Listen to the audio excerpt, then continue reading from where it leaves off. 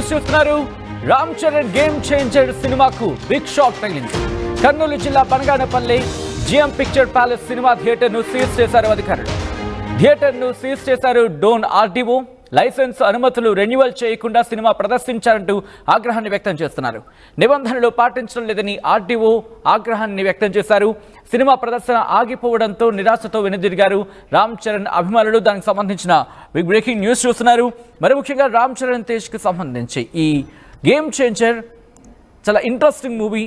ఆ అంశానికి సంబంధించి ఎందుకంటే సంక్రాంతికి బరిలోకి దిగింది, ఒక కలెక్షన్స్తో ముందుకు వెళ్తున్న సిచ్యువేషన్. సో ఈ నేపథ్యంలో ఇప్పుడు కర్నూలులో గేమ్ చేంజర్ షో ఆగిపోయింది. ఎందుకు? ఆ డీటెయిల్స్ మాట్లాడుకునే ప్రయత్నం చేద్దాం. కర్నూలు జిల్లా Banaganapalli GM picture palace cinema theatre seize చేశారు అధికారులు. థియేటర్ను సీజ్ చేశారు డోన్ ఆర్డీఓ. లైసెన్స్ అనుమతులు రెన్యువల్ చేయకుండా సినిమా ప్రదర్శించాలని ఆగ్రహం వ్యక్తం చేస్తున్నారు. నిబంధనలు పాటించడం లేదని ఆర్డీఓ సీరియస్ అయ్యారు. ఒక్కసారి అక్కడ నోటీస్ను మీరు చూడొచ్చు. ఎందుకు ఆఫ్ చేయాల్సి వచ్చింది? ఆర్డర్ కాపీస్ మీరు చూడొచ్చు. The revenue division officer Dhone has submitted. ఒక్కసారి ఆ కాపీని ఫ్రీజ్ చేసే ప్రయత్నం చేద్దాం ఫ్రమ్ ద బిగినింగ్ వెళ్ళినప్పుడు. ఎందుకంటే ఆ నోటీస్ ఇచ్చిన సందర్భాన్ని మనం చూడొచ్చు ఆ కాపీకి సంబంధించి. ఎందుకంటే కాపీలో డీటెయిల్గా మెన్షన్ చేయడం జరిగింది. నోటీస్కి సంబంధించి ఆ నోటీస్లో క్లియర్గా పేర్కొన్నారు ఎందుకు ఆ థియేటర్ని సీజ్ చేశారనే అంశానికి సంబంధించి దాంట్లో మెన్షన్ చేశారు. మరి ముఖ్యంగా రెన్యువల్ జరగలేదు అనేది వాళ్ళు అక్కడ ప్రధానంగా మెన్షన్ చేస్తున్న సిచ్యువేషన్. మా ప్రతినిధి హుస్సేన్ అప్డేట్స్ అందించేందుకు సిద్ధంగా ఉన్నారు. హుస్సేన్, అసలు ఏం జరిగింది? ఇప్పటికైనా రెన్యువల్ జరిగే అవకాశం ఉందా? థియేటర్ యాజమాన్యం ఏమంటుంది? సచిన్, ప్రపంచవ్యాప్తంగా గేమ్ చేంజర్ సినిమా ఇవాళ అర్ధరాత్రి ప్రారంభమైంది. కొన్ని ప్రాంతాల్లో ప్రీ రిలీజ్ అర్ధరాత్రి 1 గంట ప్రాంతాల్లో ప్రారంభమైతే మరికొన్ని ప్రాంతాల్లో ఉదయం 6 గంటల నుంచి బెనిఫిట్ షో ప్రారంభమైనటువంటి పరిస్థితి ఉంది. మరికొన్ని ప్రాంతాల్లో 10 గంటల నుంచి సినిమా ప్రదర్శన జరిగింది. అయితే కర్నూలు జిల్లాలో ఉమ్మడి కర్నూలు జిల్లా బనగానపల్లె హెడ్ క్వార్టర్ లో ఉన్నటువంటి జిఎం ప్యాలెస్ సినిమా హాల్ అయితే ఉందో ఆ సినిమా హాల్ సంబంధించి సాయంత్రం 6 గంటల సమయంలో సినిమా షో ప్రారంభమైంది. ప్రారంభమవుతున్నటువంటి సమయంలో సడన్ గా స్థానికంగా అంటే లోన్ ఆర్డీఓ నరసింహుల ఆధ్వర్యంలో స్థానికంగా ఉన్నటువంటి సిఐ, అదేవిధంగా అక్కడ తహసీల్దార్ ఆధ్వర్యంలో సినిమా థియేటర్ కి చేరుకున్నారు. సినిమా థియేటర్ ను సీజ్ చేసినటువంటి పరిస్థితి ఉంది. అయితే సినిమా థియేటర్ లో ఉన్న అభిమానులందరినీ కూడా సినిమా చూసే వారందరినీ కూడా బయటికి పంపించేటువంటి పరిస్థితి వెలుగులోకి వచ్చింది. దీనికి ప్రధానమైన కారణము జిఎం ప్యాలెస్ సంబంధించినటువంటి రెన్యువల్స్ సినిమా హాల్ యొక్క ప్రదర్శన చేయాలి అంటే తప్పనిసరిగా సినిమా రెగ్యులేషన్ యాక్ట్ 1970 ఆర్టికల్ 17 ప్రకారము తప్పనిసరిగా రెన్యువల్ చేయించుకోవాలి. అక్కడ సినిమా హాల్లో అన్ని రకాలైనటువంటి సౌకర్యాలు ఉండాలి. ఇప్పుడు అధునాతనంగా అయినటువంటి టెక్నాలజీ అప్డేట్ అయినటువంటి నేపథ్యంలో ఆ రకమైనటువంటి ఇన్స్ట్రుమెంట్స్ అన్ని కూడా వాడాల్సినటువంటి అవసరం ఉంది అని చెప్పి నిబంధనలు చెప్పేటువంటి పరిస్థితి ఉంది. ఈ నేపథ్యంలో స్థానికంగా కూడా జిఎం ప్యాలెస్ యొక్క యాజమాన్యము నిర్లక్ష్యంగా వ్యవహరించడము గత ఏడాది మే 5వ తేదీ 2024 మే 5వ తేదీ సినిమాకి సంబంధించినటువంటి ఈ లైసెన్స్ ఏదైతే ఉందో ఆ లైసెన్స్ రద్దయినటువంటి పరిస్థితి ఉంది. లైసెన్స్ పూర్తి అంటే దాని యొక్క లైసెన్స్ గడువు ముగించింది. కానీ వెంటనే రెన్యువల్ చేసుకోవాల్సినటువంటి యాజమాన్యము నిర్లక్ష్యంగా వ్యవహరించింది. అయితే ఈ మధ్య కాలంలో ఆడినటువంటి పుష్ప 2 సినిమా కావచ్చు, లేకపోతే ఇప్పటి వరకు జరిగిన ప్రదర్శితమైనటువంటి సినిమాలన్నీ కూడా నిబంధనలకు వ్యతిరేకంగా లైసెన్స్ రెన్యువల్ చేసుకోకుండానే ప్లే అయినటువంటి పరిస్థితి ఉంది, ప్రదర్శించినటువంటి పరిస్థితి ఉంది. అయితే ఇప్పటి వరకు అంటే మే 5వ తేదీ 2024 తేదీన గడువు ముగిస్తే ఇప్పటి వరకు అధికారులు నిర్లక్ష్యంగా ఉన్నారా, లేకపోతే మత్తు నిద్రలో ఉన్నారా, లేకపోతే రెన్యువల్ చేయించుకోవడానికి గడువుకు సంబంధించినటువంటి నోటీసులు ఇచ్చారనేది మాత్రం స్పష్టత లేదు. కానీ సడన్ గా ఇవాళ game changer cinema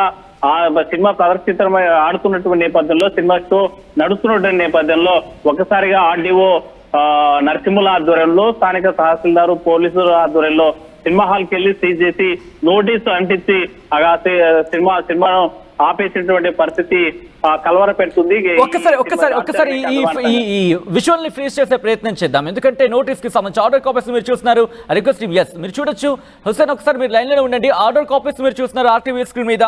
The Revenue Division Officer Don has submitted a report on allegation against the GM Theatre, Banaganapalli, and reported that the GM Theatre is running without valid license, that is building soundness certificate validity expire on 5th 2024 అంటే గత ఏడాది expire అయిపోయింది. Form B licence validity is still 31/12/2024.